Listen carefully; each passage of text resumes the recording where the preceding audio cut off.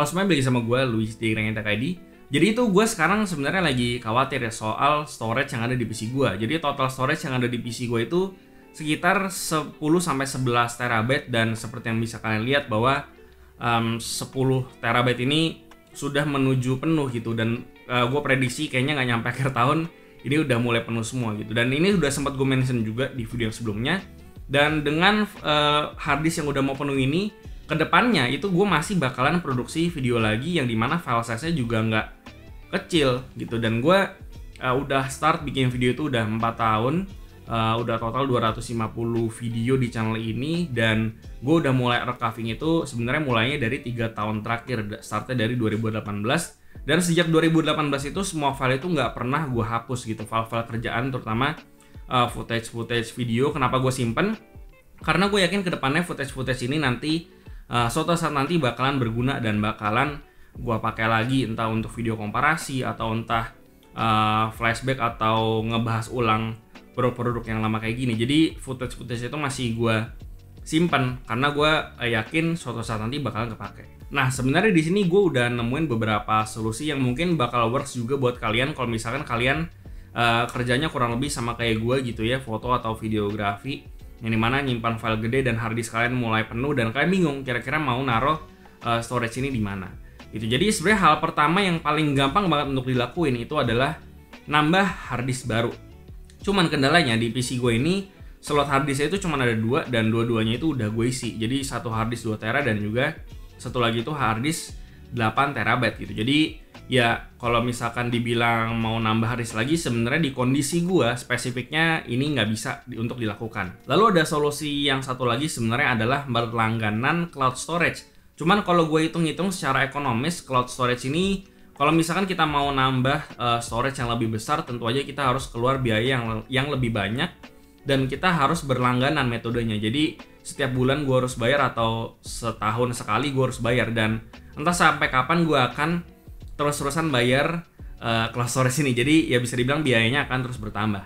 Dan setelah gue coba cari solusi sana sini, gue coba cek juga video-video dari kreator yang lain, dan gue temuin bahwa solusi yang paling make sense sebenarnya adalah menggunakan NAS atau Network Attached Storage. NAS ini bisa dibilang penggunaannya itu lebih fleksibel dan harusnya bisa memenuhi tuntutan storage gue di kala WFH kayak gini gitu. Jadi buat kalian yang nggak tahu, NAS atau Network Attached Storage itu adalah sebuah sistem atau perangkat yang sebenarnya kurang lebih fungsinya mirip sama harddisk atau flash disk.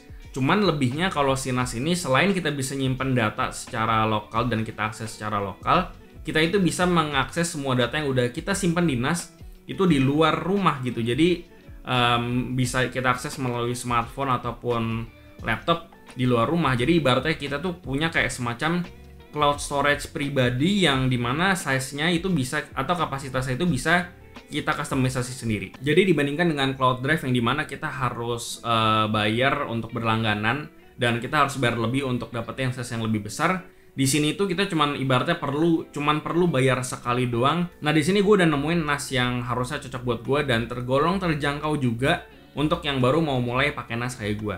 Jadi di sini gue sudah ada NAS dari Synology, ini Synology DS220J. Jadi ini kalau nggak salah range harganya itu sekitar di 2,7 jutaan. Dan untuk slotnya sendiri dia ada 2 bay, jadi itu bisa muat 3,5 inch dua-duanya.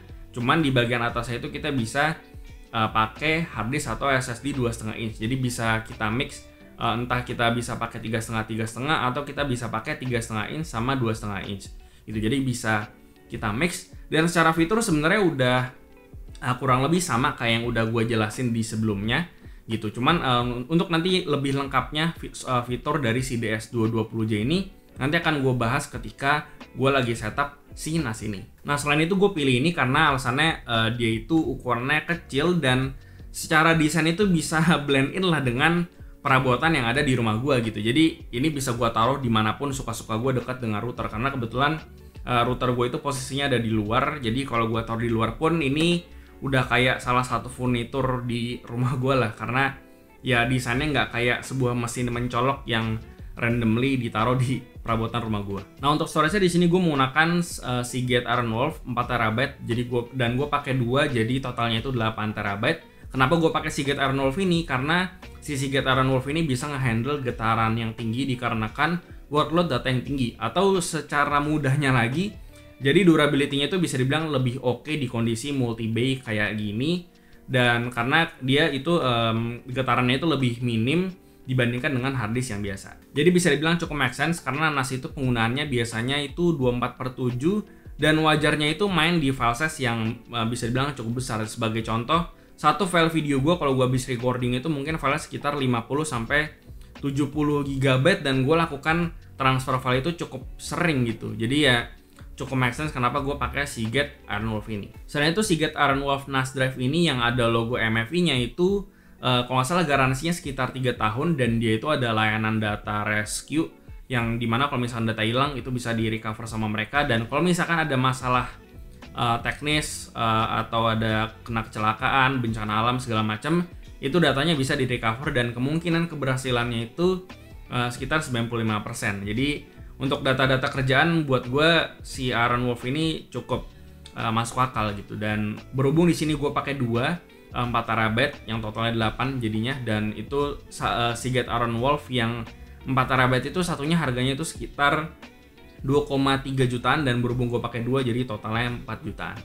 Dan ya kurang lebih seperti itu sih alasan kenapa penggunaan NAS di masa lagu ini make sense buat gue.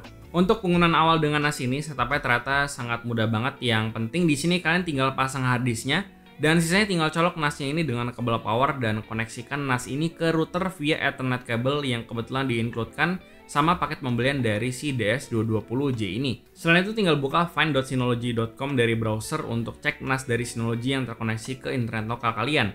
Setelah itu tinggal ikutin aja semua setupnya sampai selesai.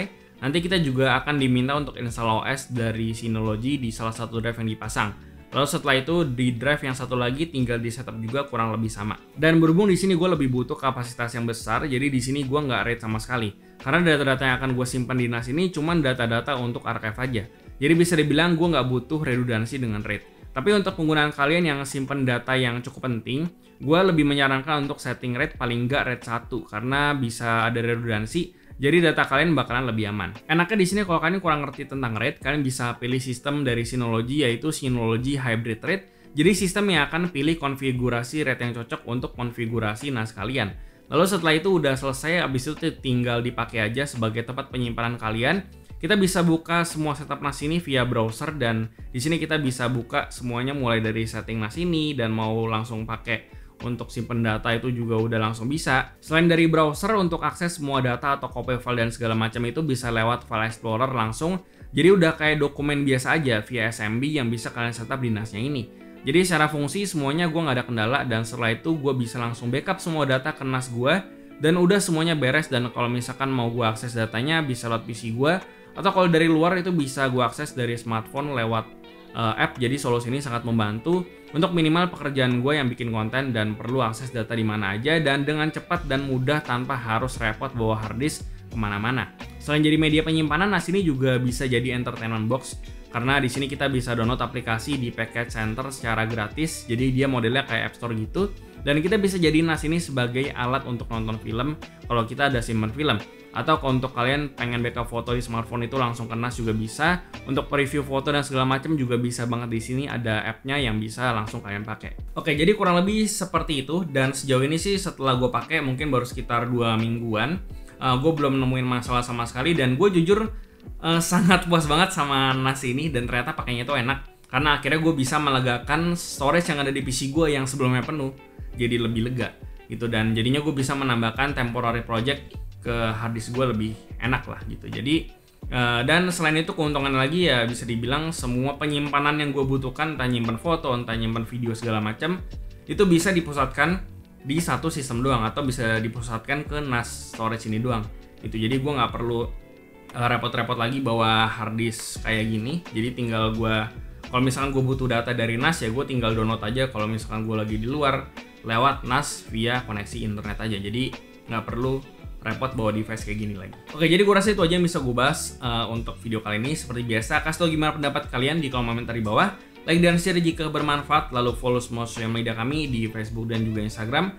Lalu join komunitas kami juga di Discord dan juga LAN Open Chat, semua linknya ada di deskripsi. Yang terakhir jangan lupa untuk subscribe. Gue Luis dari Kerengetech ID. Sampai jumpa di video berikutnya.